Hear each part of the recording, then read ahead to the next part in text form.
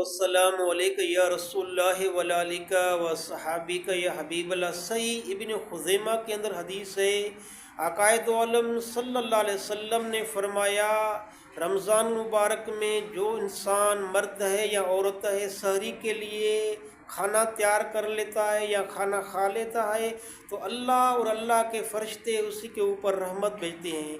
احادیث کے الفاظ ہیں ان اللہ و ملائکتہ یصلون علی المتسحرین، یہ احادیث متن کے الفاظ ہیں۔ آقائے دو عالم نے فرمایا بے شک اللہ اور اللہ کے فرشتے اس سحری کھانے والے کے اوپر رحمت بھیجتے ہیں۔ تو سحری کے بعد افطار کا ٹائم آتا ہے، تو افطار کے ٹائم کے وقت اللہ کے دربار میں دعا قبولیت کا ٹائم ہوتا ہے۔ اگر آپ دعا کو قبول کرانے چاہتے ہو تو افطار کے ٹائم اللہ کے دربار میں دنیا کی مقاصد کے لیے، آخرت کی مقاصد کے لیے دعا مانگا کریں، آپ کی دعائیں قبول ہو جائے گی۔